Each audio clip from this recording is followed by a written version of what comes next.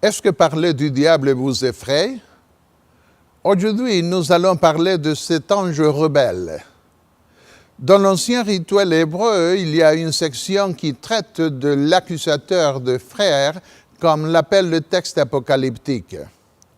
Mais ne vous inquiétez pas, nous n'allons pas trop parler du diable parce que la Bible n'en dit pas trop sur lui.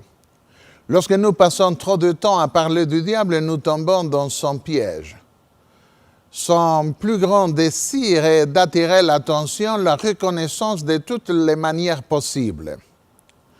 Certains qui ont présumé raconter des histoires de possession par des démons ou comment le diable faisait ceci ou cela ici et là, ont perdu le sommeil. La Bible n'effraie pas les gens avec les pouvoirs du diable. Lorsqu'elle traite de Satan, elle dit seulement ce qui est nécessaire pour comprendre la situation complète de l'univers. Elle consacre beaucoup plus de temps à parler de la rédemption et du triomphe du royaume de Dieu. Commençons notre étude sur la façon dont l'histoire de Satan prendra fin. Pendant l'important jour des expiations qui avait lieu à la fin de chaque année liturgique qui représentait le jugement final, un bouc était sacrifié et un autre bouc était chassé dans le désert, portant tous les péchés du peuple de Dieu. J'ai passé une année entière à étudier le terme Azazel à l'Université de Strasbourg, France. J'ai écrit plus de 50 pages sur ce terme et son rôle dans le rituel hébreu. Les érudits de Strasbourg ont été impressionnés par ce fait.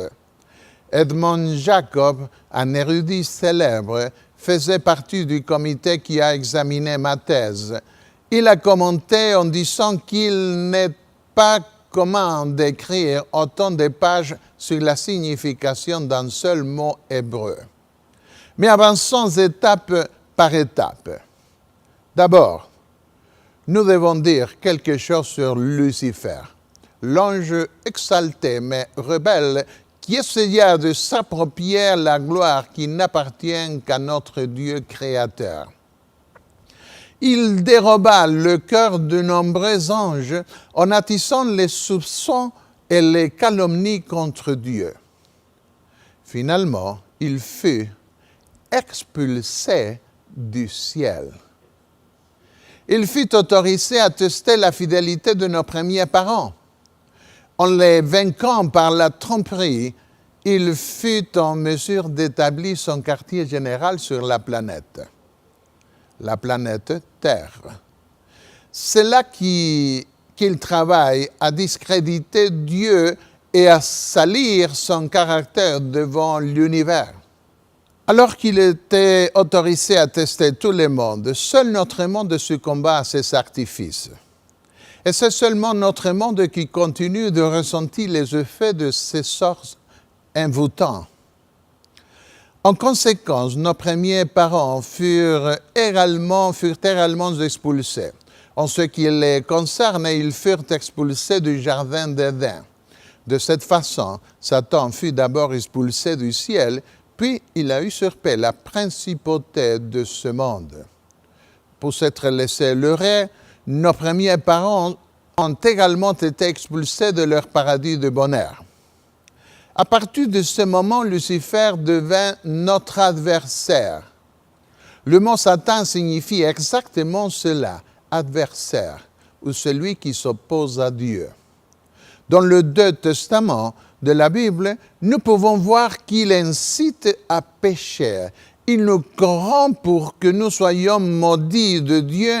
Il est destructeur, meurtrier et menteur, et il a trompé le monde entier. Quelle biographie et quel prince nous avons dans ce monde! Devons-nous nous étonner que le monde souffre de tant de convulsions chez les nations, les peuples, les familles et les particuliers? Devons-nous être surpris de la nature dont nous avons hérité? Si les choses ne sont pas pires, c'est parce que Dieu intervient pour stopper l'intention du diable de détruire complètement cette création. Satan incita les Juifs et les soldats romains à tuer le Fils de Dieu. Il espérait ainsi ruiner le plan du salut.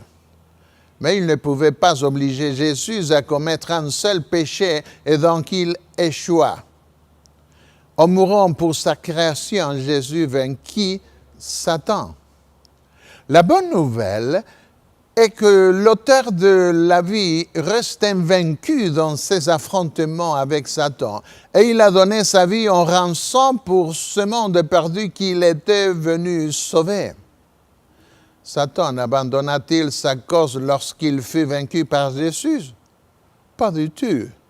Il continua à persécuter le peuple de Dieu. Au cours des siècles, les chrétiens furent persécutés par l'Empire romain païen, puis par l'impérialisme religieux fondé sur Rome sous le nom de Saint-Empire romain, et enfin, tout à fait à la fin, par ce que la Bible appelle Babylone la Grande. Nous traitons de ces questions dans d'autres séries de messages. Quelle sera la fin de Satan? Vivra-t-il éternellement? Bien sûr que non. C'est ce que nous examinerons dans cette étude. Commençons notre étude du rituel prescrit pour le jour des expiations. La loi a déclaré, il, le souverain sacrificateur, prendra les deux boucs et il les placera devant l'Éternel en face du Seigneur, à l'entrée de la tente d'assignation, c'est-à-dire dans les parvis du sanctuaire.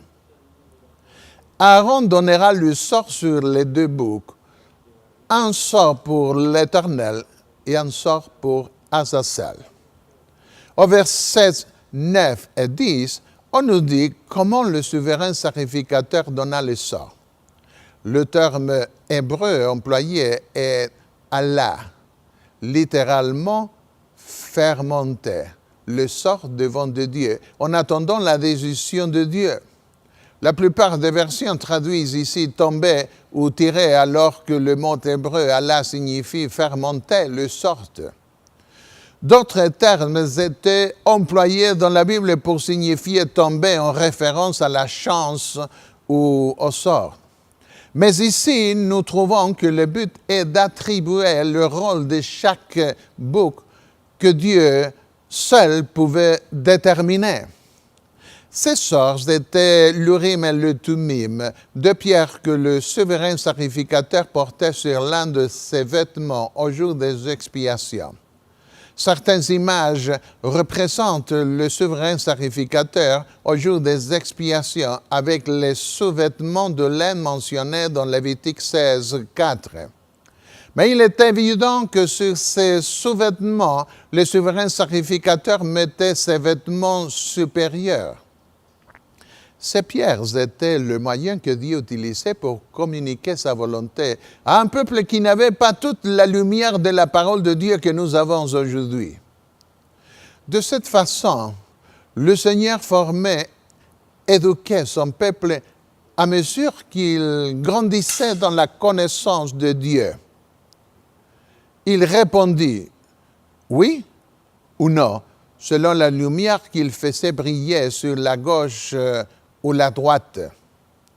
Deux êtres opposés sont présentés dans ce rituel. Un bouc pour le Seigneur et l'autre pour Azazel. Si le premier était pour une personne, l'autre devait être pour une autre personne. Ces deux êtres antagonistes s'affrontèrent dans le Nouveau Testament. Le Seigneur lui-même est venu du ciel pour chasser Satan du cœur de l'homme et finalement de ce monde. Nous devons garder à l'esprit ce fait parce que le rituel du jour des expiations symbolise la fin de la grande controverse entre Dieu et Satan. Les deux boucs devaient être similaires. Pourquoi? Certains pensent que les deux boucs devaient représenter Jésus parce qu'ils étaient similaires, mais ce n'est pas le cas ici. Qu'aurait-on dit si Dieu avait choisi un porc impur et un bouc pur pour le rituel? On aurait dit que Dieu était responsable d'avoir créé Satan. Mais Dieu créa un ange pur qui devint abominable par son propre choix à se rebeller contre Dieu. Pourquoi alors deux boucs identiques étaient-ils choisis pour représenter deux êtres opposés? C'est une question clé pour nous pour comprendre la grande controverse.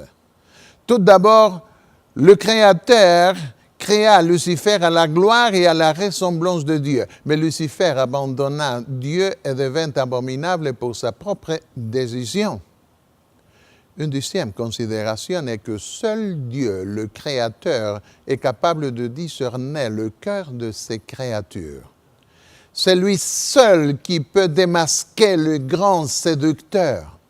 2 Corinthiens 11, 4 nous dit que Satan lui-même se déguise en ange de lumière. Mais Dieu révèle l'imposteur et le sépare du vrai sacrifice. Ce démasquage contribue au jugement. Pour cette raison, la loi rituelle précisait que le sort ou l'attribution devait monter ou être apporté devant Dieu de sorte que sa décision, sa volonté puisse être connue. Parce que l'objet du rituel et le jugement et le sort était une sorte de consultation avec Dieu pour qu'il prononce son jugement, nous pouvons voir Dieu démasquer ce soi-disant ange de lumière appelé Satan. Une troisième réponse à la question demandant pourquoi ces deux animaux étaient semblables. Cette réponse peut être trouvée dans d'autres passages de la Bible où le même animal représente à la fois Dieu et le diable. Rien d'étonnant donc de voir dans ces deux boucs deux êtres opposés. Par exemple, le serpent antique dans Apocalypse 12, 7 est appelé le diable et Satan. Mais le serpent représente aussi Jésus parce que Jésus s'est fait péché pour nous. Jésus dit à Nicodème, quand Moïse éleva le serpent dans le désert, il faut de même que le Fils de l'homme soit élevé, afin que quiconque croit en lui ait la vie éternelle. Dans le désert, le serpent était un symbole du péché et de la mort, parce que les gens mouraient mordus par des serpents venimeux. Moïse éleva un serpent et ceux qui reconnurent que leur péché était représenté par ce serpent furent guéris. Jean chapitre 3. Un autre animal qui représente à la fois le Christ et Satan est le lion. Dans Apocalypse 5, verset 5, nous voyons que Jésus est le lion de la tribu de Juda, ce qui le montre assez puissant pour sauver son peuple. Mais l'apôtre Pierre dit que notre ennemi, le diable, rôde comme un lion rougissant, cherchant qu'il dévorera. 1 Pierre 5, verset 8. Ainsi, un lion peut représenter à la fois le Christ et Satan, selon le contexte. En dehors du rituel du temple et même de la culture d'Israël, les boucs représentaient les démons. Mais dans le sanctuaire, ils pouvaient également représenter le Seigneur. Une traduction littérale de Lévitique 16, 9 peut se lire. Aaron fera approcher le bouc sur lequel il fait monter le sort pour l'Éternel, et il le fera sacrifice pour le péché. Le mot goral, sort, était lié dans d'autres passages à l'affectation de différentes fonctions du rituel du temple et à l'affectation de la propriété, toujours déterminée par Dieu à travers les pierres de l'Urim et de Thummim. C'est pourquoi nous pouvons interpréter ce texte comme parlant du bouc qui a été, de par la volonté divine, affecté au Seigneur, ou mis à la place de l'Éternel, ou comme représentant de l'Éternel, selon d'autres. Ainsi, ce premier bouc destiné à être sacrifié représentait Christ qui mourait pour les péchés du peuple, justifiant ainsi Dieu qui avait assumé dans son sanctuaire la responsabilité de pardonner son peuple. Examinons maintenant une traduction littérale du verset 10. Le bouc sur lequel le sort ou l'affectation monta pour Azazel sera placé vivant devant l'Éternel, afin de faire propitiation sur ou à côté de lui, pour l'envoyer à la place de ou comme substitut d'Azazel dans le désert. Si nous interprétons le 10e bouc comme étant un paiement pour le péché, nous devons faire ressortir le fait que ce n'était pas un paiement pour autrui. Le diable doit payer pour les péchés qu'il a fait faire au peuple de Dieu. Les péchés qui étaient enlevés du temple tombaient maintenant sur la tête du diable qui était expulsé vers un endroit de mort. En fait, il était destiné à errer dans le désert, symbole de la résidence des démons. Dans Nombre 35, verset 33, la loi précisait « Il ne sera fait pour le pays aucune expiation du sang qui y sera répandue que par le sang de celui qui l'aura répandu. » L'exécution ici n'était pas pour payer les fautes d'autrui, mais elle concernait la condamnation et le châtiment de l'assassin. Aaron, le grand prêtre, était tenu de présenter les 2 boucs devant l'Éternel. Toutefois, l'expiation était effectuée uniquement avec le bouc qui était sacrifié. La loi mentionnait tout simplement que le bouc pour Azazel devait être là, près du premier bouc, lorsque le sacrifice expiatoire était effectué. Verset 11. Aaron offrira son taureau expiatoire, et il fera l'expiation pour lui et pour sa maison. Il égorgera son taureau expiatoire. Tout d'abord, le sacerdoce devait être libéré de tous les péchés qu'il avait portés au cours de l'année en mangeant les offrandes pour le péché du peuple. C'est plutôt sacrifice pour le péché, malgré le fait que plusieurs versions traduisent l'expiatoire. 2 textes peuvent le prouver. Dans Lévitique 10, 17, Moïse dit à son frère Aaron que l'offrande pour le péché a été donnée afin que vous portiez l'iniquité de l'assemblée, afin que vous fassiez pour elle l'expiation devant l'Éternel. Dans Nombre 18, 1, Dieu dit à Aaron, « Toi et tes fils et la maison de ton père avec toi, vous porterez la peine des iniquités commises dans le sanctuaire. » Les prêtres faisaient partie du sanctuaire.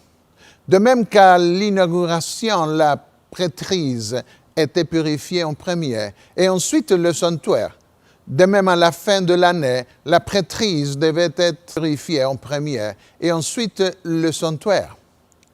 Les jours étaient venus de libérer à la fois le sacerdoce et le sanctuaire de tous les péchés confessés du peuple. Péchés qui avaient été introduits dans le temple par les sacrifices pour le péché tout au long de l'année.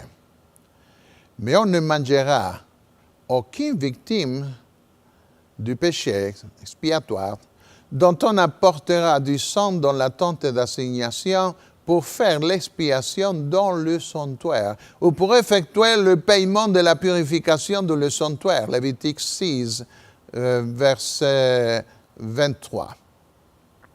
L'étape suivante du rituel du jour des expiations est décrite dans Lévitique 16, versets 12 et 13.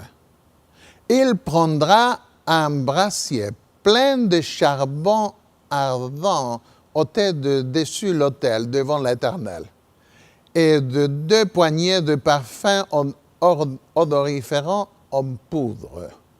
Il portera ces choses au-delà du voile. Il mettra le parfum sur le feu devant l'Éternel, afin que la nuée du parfum couvre le propitiatoire qui est sur le témoignage, au-dessus des tables du témoignage avec les 10 commandements. Et il ne mourra point. Il prendra du sang du taureau et il fera l'aspersion avec son doigt sur le devant du propitiatoire vers l'Orient. Il fera avec son doigt 7 fois l'aspersion du sang devant le propitiatoire. De cette façon, la prêtrise se débarrassait des péchés du peuple que le sacerdoce avait portés ou assumés au cours de l'année. Il égorgera le bouc pour le péché du peuple et il emportera le sang au-delà du voile. Il fera avec ce sang comme il l'a fait avec le sang du taureau. Il en fera l'aspersion sur les propitiatoires et devant les propitiatoires, Lévitique 16, 15. Maintenant, ce 10e sacrifice pour le peuple fait avec le premier bouc était fait pour purifier le sanctuaire. Pendant aucun autre sacrifice de l'année était-il dit aux Israélites que le sacrifice était destiné à la purification du sanctuaire. Au contraire, au cours de l'année, le temple recevait les péchés confessés du peuple. Mais maintenant, le texte est absolument clair. Pour la première fois, le temple devait aussi être purifié. En hébreu, il y a un mot qui n'a d'équivalent dans aucune langue moderne. Il indiquait le but direct du rituel de purification. Ce mot était, et il signifie, ce mot est, signifie que le but principal du rituel était de purifier le temple. Dans ma thèse de doctorat pour la faculté protestante de l'Université de Strasbourg, mon professeur dit dans sa revue que nous, les protestants, avons toujours cru que le but du rituel du jour des expiations était de purifier le peuple. Mais ce mot « est » prouve incontestablement que le but principal des rituels était la purification du sanctuaire. C'est ainsi que spécifiait la loi qu'il ferait l'expiation pour le sanctuaire à cause des impurités des enfants d'Israël et de toutes leurs transgressions et de tous leurs péchés. Il fera de même pour la tente d'assignation qui est avec eux au milieu de leurs impuretés. Lévitique 16, 16. Le fait que cette fois le sanctuaire était purifié de tous les péchés du peuple commis et avoués au cours de l'année est très significative. L'expression « tous leurs attaques, tous leurs péchés » peut être en effet comprise comme « de tous leurs sacrifices pour le péché ». Il y a un autre détail que nous ne devons pas négliger. Le mot « min » en hébreu, « hors de », est très fort en hébreu. Il communique l'idée d'enlever hors du temple les impuretés accumulées au cours de l'année. La loi continue. Il fera de même pour la tente d'assignation qui est avec eux au milieu de leurs impuretés. Lévitique 16, 16. L'autel d'or du lieu saint recevait le sang pour le péché aspergé au cours de l'année sur le rideau du lieu très saint. C'est pourquoi cet autel était également purifié dans les jours des expiations. Une fois que le peuple, le sacerdoce, le sanctuaire étaient purifiés par les sacrifices particuliers de la journée, un rituel final de transfert était effectué sur le 10e bouc qui représentait Azazel. Le verset 20 confirme, lorsqu'il aura achevé de faire l'expiation pour le sanctuaire, pour la tente d'assignation et pour l'autel, il fera approcher le bouc vivant. Quand? Lorsqu'Aaron avait terminé la purification du sanctuaire. En d'autres termes, le bouc qui représentait Azazel ou Satan ou Lucifer ou le diable n'avait rien à voir avec la purification du sanctuaire. Le rituel exécuté avec ce bouc n'avait aucun but de purification. Il s'agissait d'un rituel d'inculpation et d'expulsion de tous les péchés que le diable avait fait faire au peuple au cours de l'année. Une fois que le peuple et Dieu étaient débarrassés des péchés de l'année, l'accusateur des frères recevait en retour tous les péchés car il était le seul coupable restant et devait être expulsé loin de Dieu et de son peuple. Juste une note de clarification. Dans cette image, vous pouvez voir un bouc noir. La loi n'indiquait pas qu'il fallait un bouc noir. Il s'agit simplement de l'interprétation de l'artiste. Lisons la manière dont Aaron inculpait Azazel. Aaron posera ses deux mains sur la tête du bouc vivant et il confessera sur lui toutes les iniquités des enfants d'Israël et toutes les transgressions par lesquelles ils ont péché. Il les mettra sur la tête du bouc. Au jour des expiations, tous les péchés transférés dans le temple pendant l'année étaient enlevés du temple et placés sur la tête de l'animal qui représentait Azazel. Le main sanglante, le souverain sacrificateur mettait tous ses péchés sur la tête du diable et l'expulsait au désert sans espoir de retour. Comme cela est expliqué par de nombreux auteurs, ce rituel n'était pas une offrande pour le diable, mais un rite d'expulsion du diable vers la résidence traditionnellement reconnue des démons. Comme cela est représenté dans Genèse 3,15, le péché retourne à sa cause première. Nous lisons encore ce principe dans Nombre 32, 23. Sachez que votre péché vous atteindra.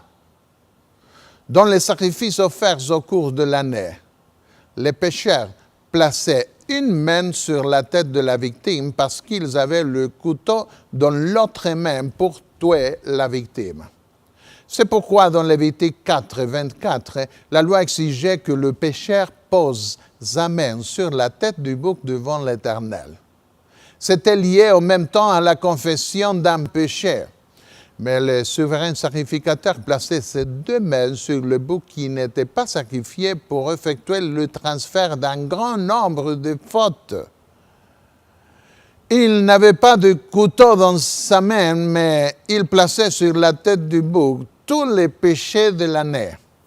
En plaçant ses deux mains sur la tête du bouc, Aaron effectuait seulement le transfert des péchés. Il les mettra sur la tête du bouc. Puis il le chassera dans le désert à l'air d'un homme qui aura cette charge. Lévitique 16, 21. Le bouc emportera sur lui toutes leurs iniquités dans une terre désolée. Il sera chassé dans le désert. Lévitique 16, 22. Un bouc lâché dans le désert avec tous les péchés que le peuple avait commis au cours de l'année était dans l'ancien temps la plus forte représentation que l'on pouvait donner du prince des démons. C'est ce que nous allons voir maintenant. Voici un exemple. Parmi les Égyptiens, un bouc représentait le dieu Mende. Qu'est-ce que le mot Azazel signifie? Comme je vous l'ai dit, j'ai passé beaucoup de temps à écrire un long chapitre qui étudie la signification de ce terme. Asa signifie féroce, furieux, cruel. Cela est bien attesté dans la Bible hébraïque et dans les langues apparentées des voisins d'Israël. Elle signifie Dieu. La combinaison d'Assas avec elle signifie donc Dieu cruel ou féroce, ou Dieu bouc, ou simplement bouc démon. Dans le chapitre suivant, nous lisons au versets 7 et 8. Si un homme offre un holocauste ou une victime et ne l'amène pas à l'entrée de la tente d'assignation pour l'offrir en sacrifice à l'Éternel, cet homme-là sera retranché de son peuple. Cette exigence prouve que Dieu interdisait les offrandes aux démons. Le fait que le peuple était interdit d'offrir des sacrifices à l'extérieur du temple était clairement un antidote contre la coutume d'autres nations d'offrir des sacrifices aux démons. Mais le bouc pour Azazel n'était pas sacrifié, il était expulsé vers le désert. Ils n'offriront plus leurs sacrifices aux boucs avec lesquels ils se prostituent. Lévitique 17, 7. Le terme hébreu est ici seirim, boucs. Puisque le culte de démons était très commun chez les peuples voisins d'Israël et chez le peuple d'Israël apostat, la plupart des versions traduisent ici bouc démon ou quelque chose d'équivalent. La commande était de ne pas offrir de sacrifice à un bouc qui se tenait sur un piédestal devant lequel le peuple s'inclinait.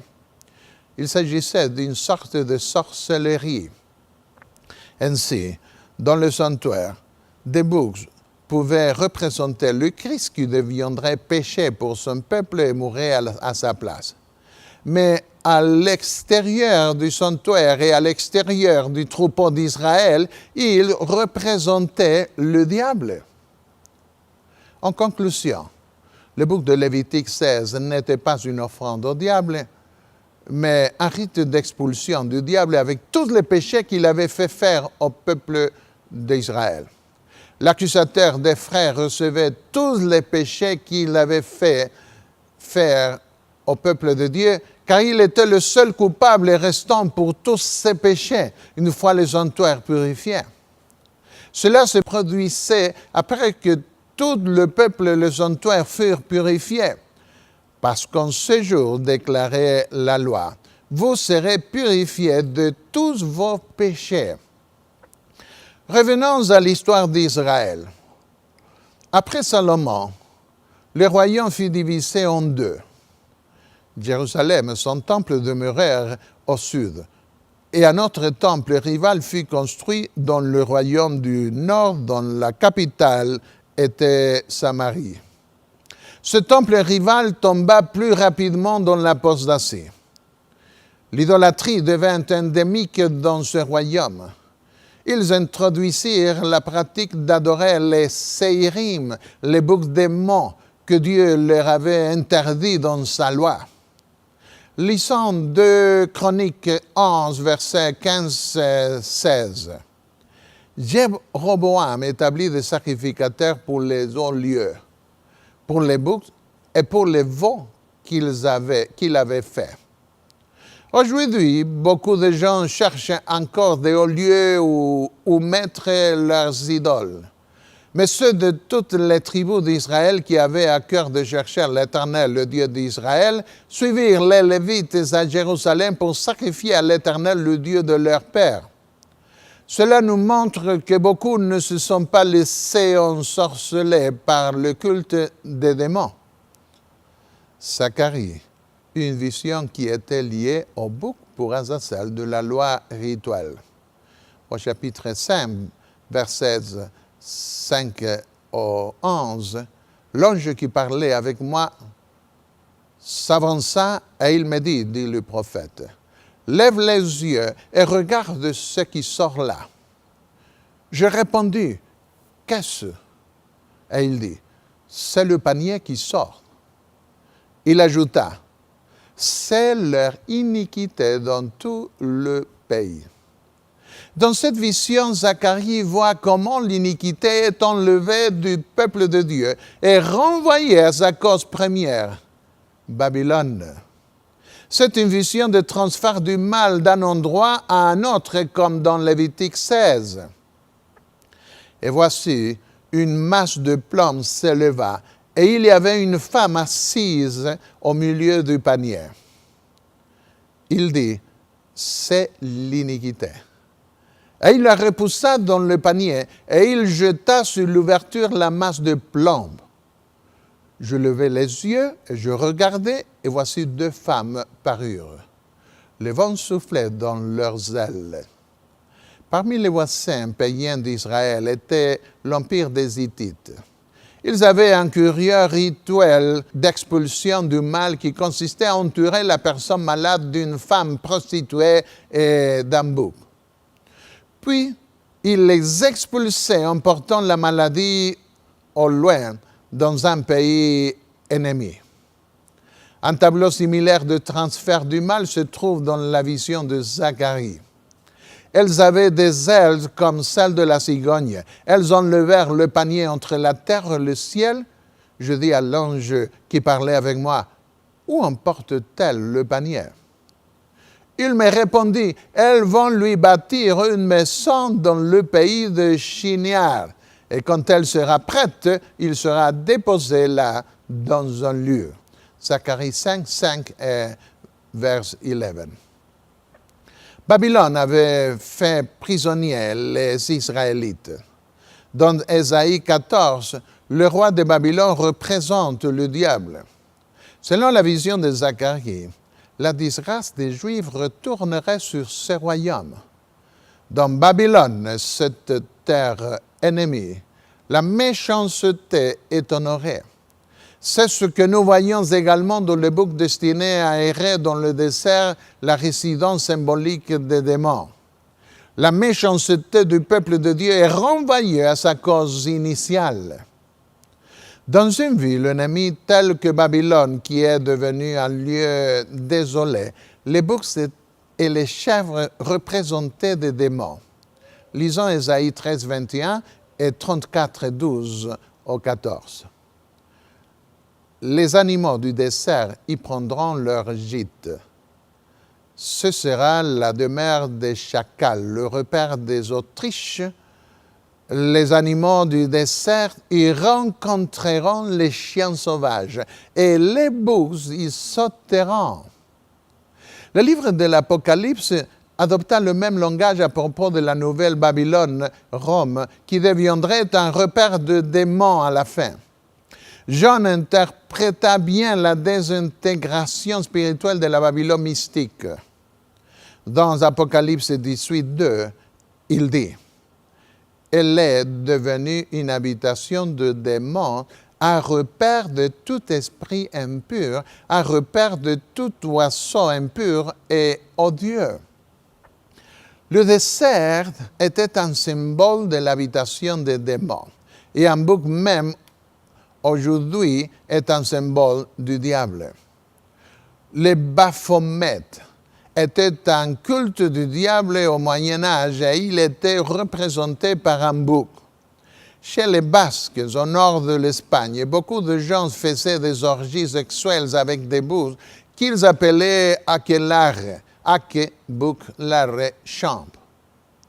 De nombreux centres de spiritisme moderne avaient l'habitude de placer le symbole d'un bouc à l'entrée de leurs réunions. Et en fait, les boucs sont un symbole du satanisme. Nous ne passerons pas de temps ici sur ces questions, mais permettez-moi de vous dire que le symbole du bouc pour le démon vient de l'Antiquité, des anciennes civilisations. Et comme nous l'avons déjà vu, il fut introduit plus tard dans l'histoire d'Israël.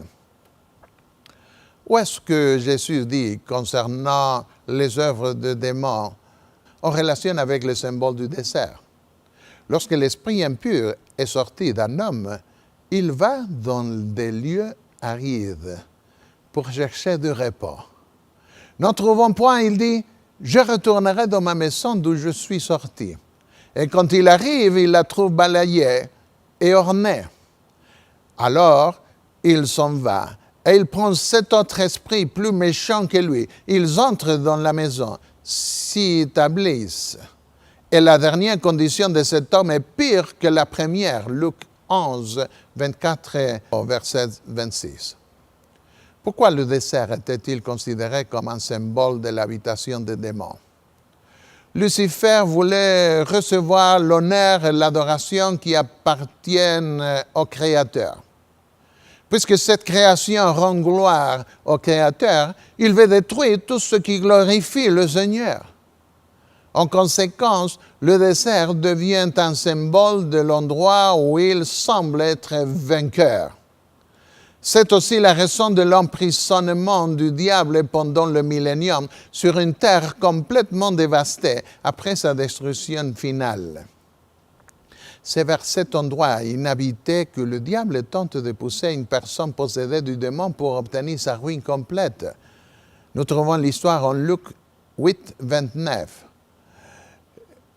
Il était entraîné par le démon dans le désert. Il était sans cesse, nuit et jour, dans les sépulcres et sur les montagnes, criant et se meurtrissant avec des pierres. Marc 5, verset 5. C'est pourquoi aujourd'hui, beaucoup de gens ne veulent pas aller dans un cimetière pendant la nuit. C'est là que le diable tente de garder les justes pour toujours. Il contesta la résurrection de Moïse et la résurrection symbolique d'Israël lorsque le moment vint pour les Israélites de retourner dans leur patrie, selon Zacharie 3. Satan essaya de garder Jésus dans la tombe et poussa les Juifs et les soldats à sceller l'entrée de sa tombe.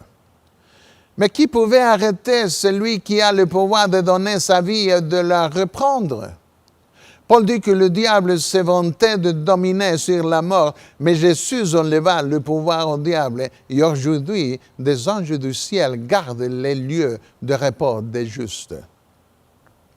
Les démons sont gardés dans des lieux désolés. Mais de là, ils veulent s'introduire dans les familles, les communautés, les églises, les nations, pour gouverner le monde entier. C'est ce que nous voyons dans Marc 5, verset 10, où les démons le priaient instamment de ne pas les envoyer hors du pays. Mais que font-ils une fois qu'ils sont autorisés à habiter parmi les hommes? Ils détruisent familles, églises, nations, etc. En fin de compte, toute la terre sera détruite et deviendra un abîme.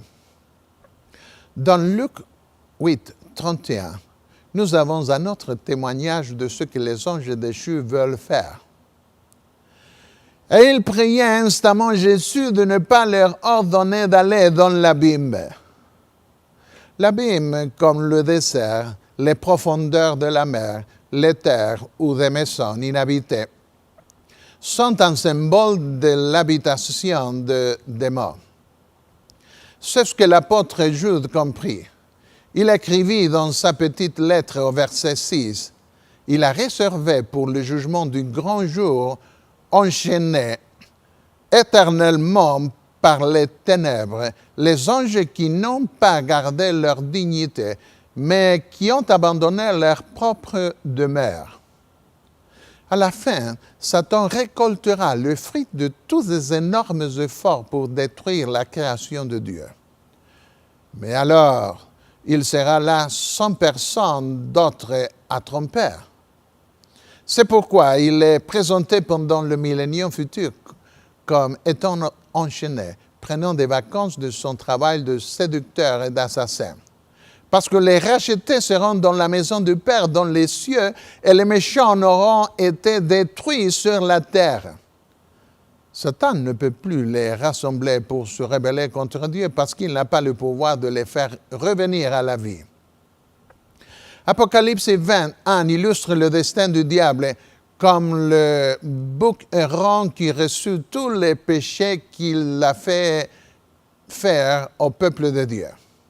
Dieu nous dit, « Puis je vis descendre du ciel un ange qui avait la clé de l'abîme et une grande chaîne dans sa main. Satan ne sera pas autorisé à quitter ce lieu de réclusion pour tromper à nouveau le monde. Il ne sera pas admis au ciel pour recommencer son travail trompeur et destructif. » L'ange saisit le dragon, le serpent ancien, qui est le diable et Satan, et il le lia pour 1000 ans, afin qu'il ne séduisît plus les nations. Enfin, la puissance de l'ange rebelle sera bientôt brisée à jamais. Nous ne pourrons plus jamais être trompés. Il n'y aura plus jamais quelqu'un cherchant à nous éloigner de la grâce de Dieu. Tout l'univers chantera avec des louanges et des puissances devant le trône de Dieu, en louant le Seigneur et l'agneau, avec la louange, en leur donnant la louange, l'honneur, la gloire, la force, au siècle des siècles. Apocalypse 5, verset 13. Cette planète sera laissée en ruine, sans vie, comme elle était au commencement, lorsque la main de Dieu n'était pas encore intervenue pour y créer la vie. Dans Genèse 1, verset 2, nous lisons comment cette planète était avant la création. La terre était informe et vide. Il y avait des ténèbres à la surface de l'abîme. Insistons sur ce fait. Puisque Dieu créa ce monde pour sa gloire et que Lucifer convoitait cette gloire pour lui-même, il tenta pendant 6000 ans de détruire cette création de sorte qu'elle ne puisse pas rendre gloire au Créateur. Pendant 1 millier d'années, il subira le résultat de son travail pervers. Tout autour de lui sera détruit et il n'y aura personne à tromper. Nous arrivons maintenant au moment où l'histoire de Satan atteint sa fin. Quand les 1000 ans seront accomplis, Satan sera relâché de sa prison. Dieu ressuscite les méchants pour leur donner leur juste récompense à chacun selon ses œuvres. Et il sortira pour séduire les nations. Apocalypse 27, 13, verset 8. Puis la ville sainte avec tous les rachetés descendra du ciel, parce que ce sera notre maison éternelle dans une nouvelle création. L'ange me montra la ville sainte, Jérusalem, qui descendait du ciel d'auprès de Dieu. Telles sont les paroles de Jean dans Apocalypse 21, 10. En conséquence, pour la première fois dans l'histoire, tous les rachetés seront à l'intérieur de la ville et tous les méchants de l'histoire de l'humanité seront hors de la ville. Ils seront face à face. Dans un dernier effort désespéré, le diable essayera de tromper les méchants afin d'attaquer la ville et de la prendre par la force. Une fois libéré de sa prison, où il n'avait personne à tromper, Satan sortira pour séduire les nations afin de les rassembler pour la guerre. Leur nombre est comme le sable de la mer.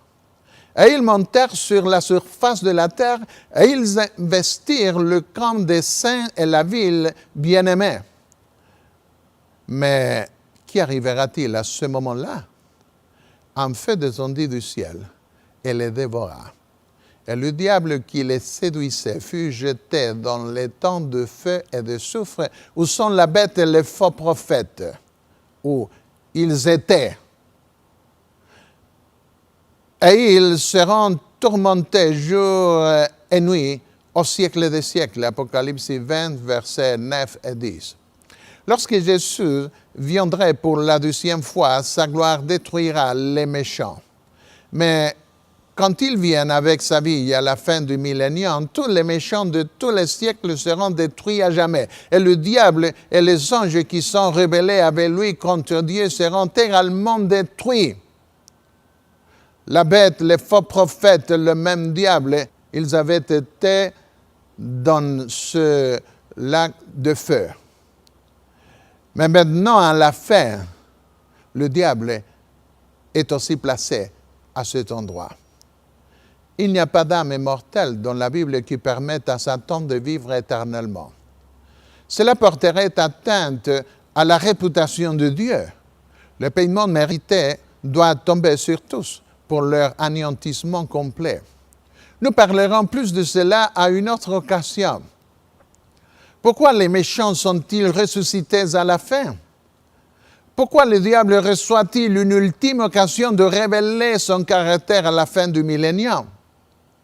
Pour prouver devant l'univers entier qu'il n'y a pas de remède pour les personnes qui refusent de se convertir.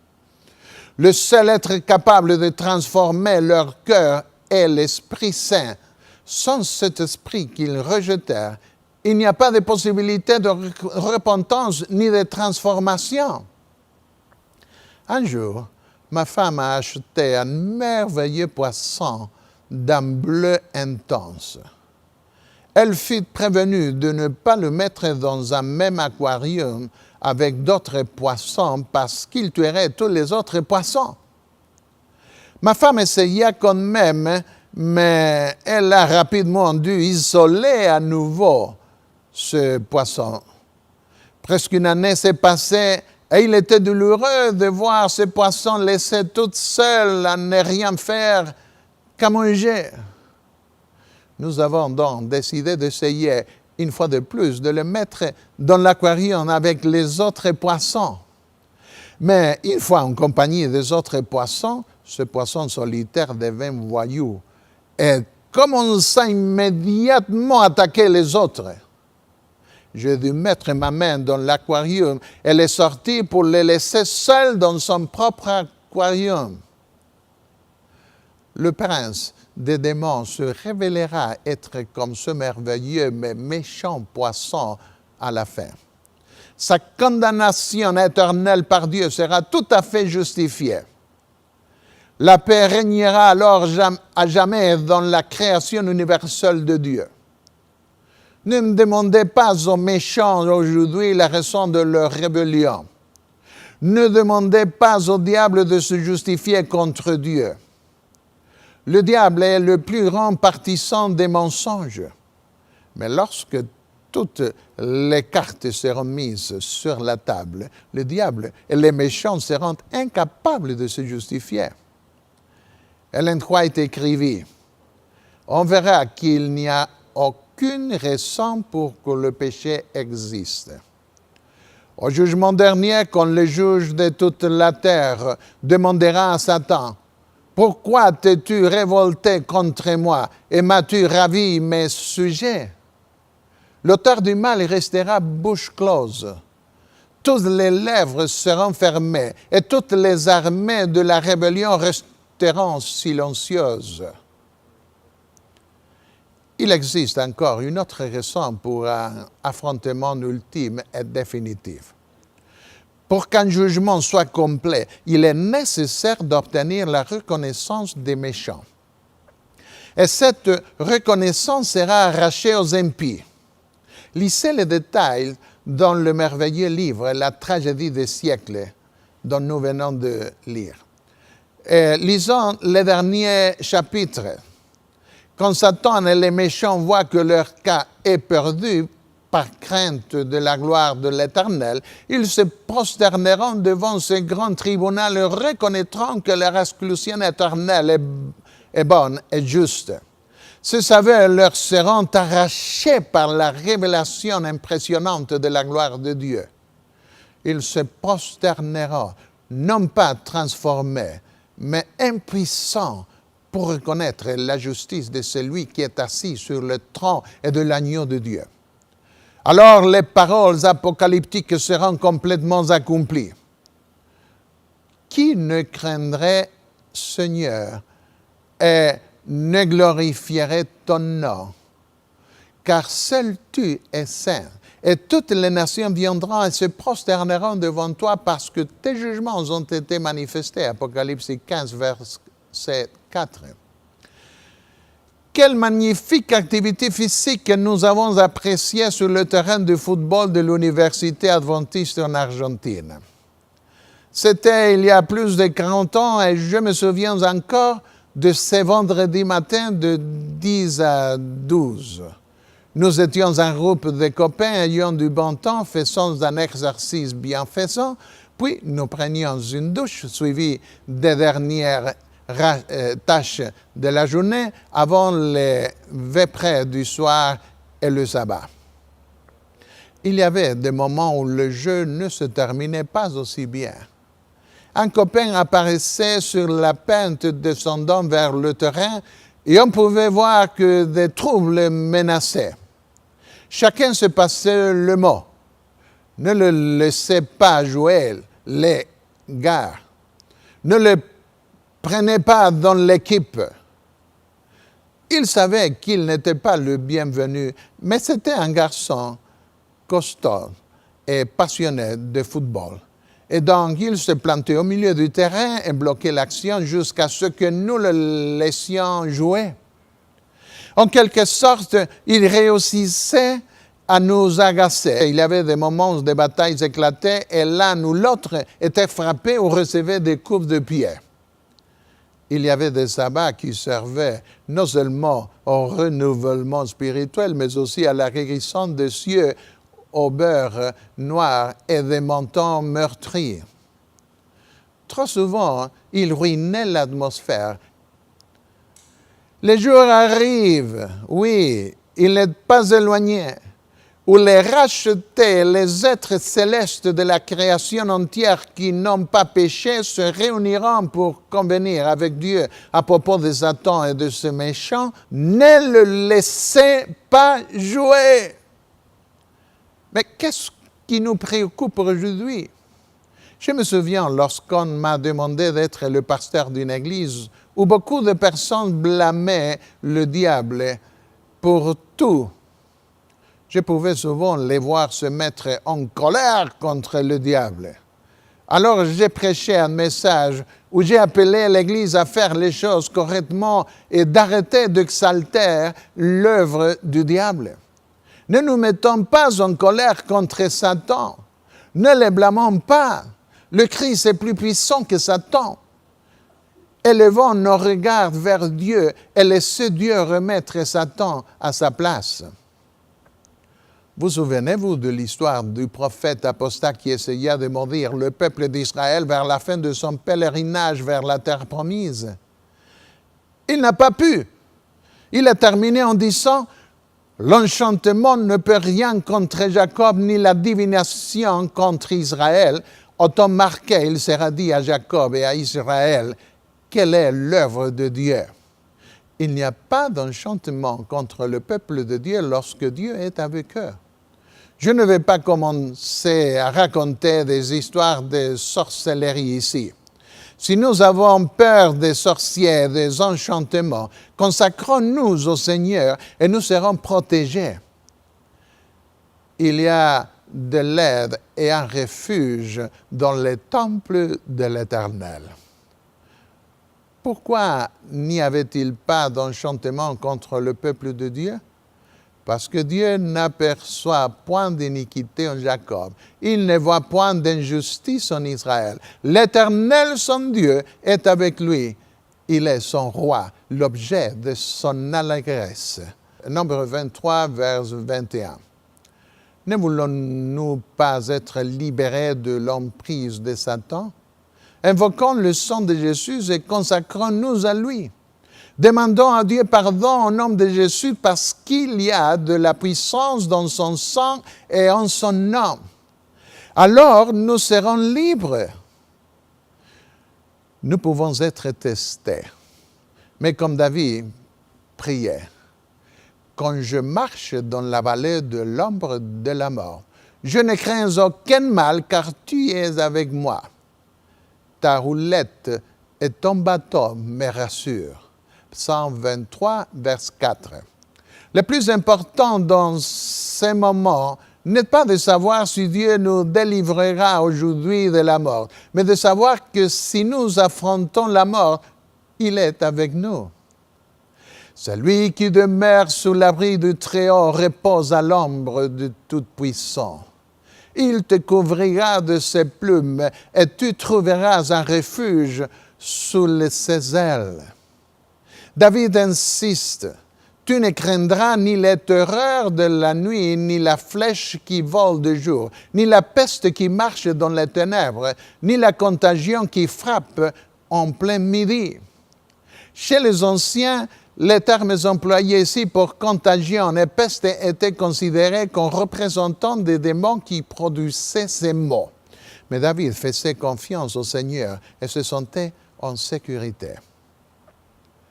Le Dieu de paix écrasera bientôt Satan sous vos pieds.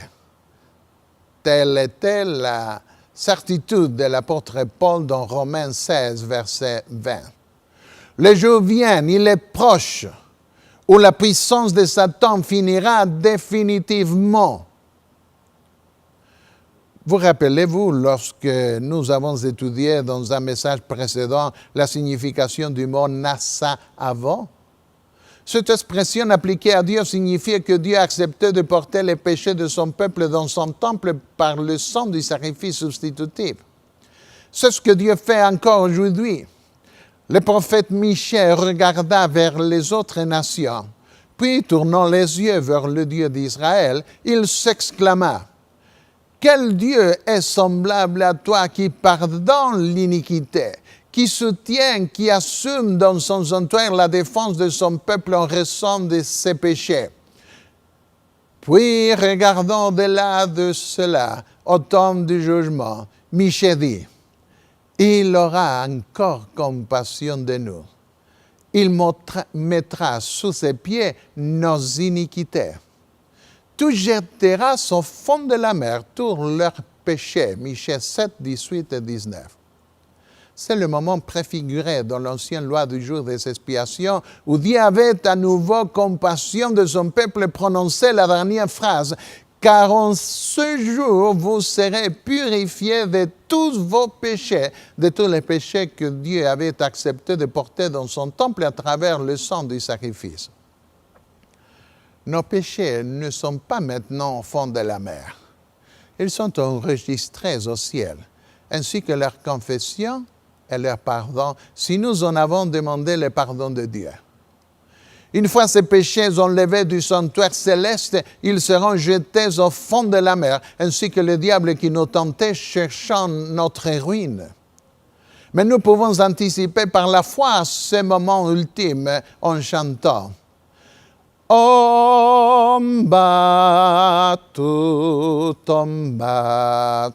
Ombas au fond de la mer, mes fautes sont toutes allées sous la mer, dans les profondes de la mer. Oui, mon cher ami, vos péchés vont bientôt disparaître à jamais. Ce jour vient. Vous pouvez maintenant aller en paix après avoir confessé vos péchés, confiant en l'intercession de notre souverain sacrificateur Jésus-Christ. Dieu prend soin de ce péché dans le temple. Il sait comment s'en occuper dans son sanctuaire, de manière à vous justifier dans le jugement final et faire disparaître tous vos péchés à jamais. Lorsque le jugement arrivera à sa fin, Dieu mettra tous vos péchés sur celui qui vous a tenté et qui vous a accusé pour que vous soyez condamnés, le diable lui-même. Et puis, avec le diable, vos péchés seront jetés au fond de la mer, dans le désert, dans un territoire inhabité, dans l'abîme. C'est une expulsion sans retour. Le moment est venu de prendre une décision.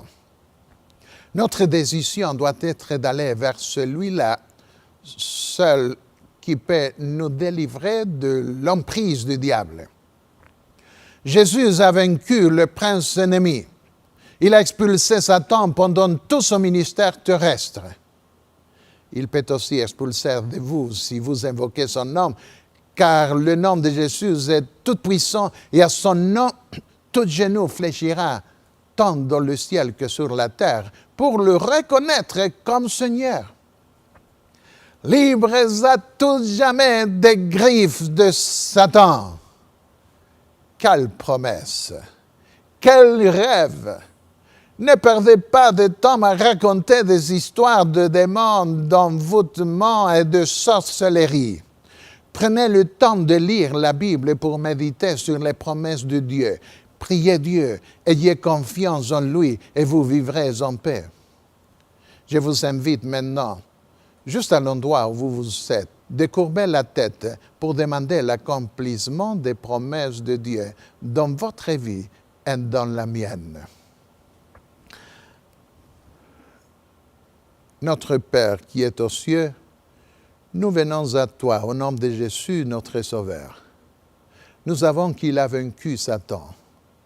Nous avons qu'il a vaincu ce prince ennemi qui veut notre ruine. Nous venons à toi en te demandant pardon de nos péchés et en même temps ta protection. Nous attendons le jour quand cet ennemi sera placé en dehors de nous à jamais. Et nous attendons le jour quand nous serons à ta maison, protégés pour toujours de cet esprit méchant. Nous venons à toi, ô Seigneur, pour obtenir toute libération de tentations, de mauvaises choses. Nous voulons vaincre. Et au nom de Jésus, nous te demandons le pouvoir aussi de jeter, d'expulser Satan d'entre nous. Au nom de Jésus, nous te demandons de nous accepter. Amen. Amen.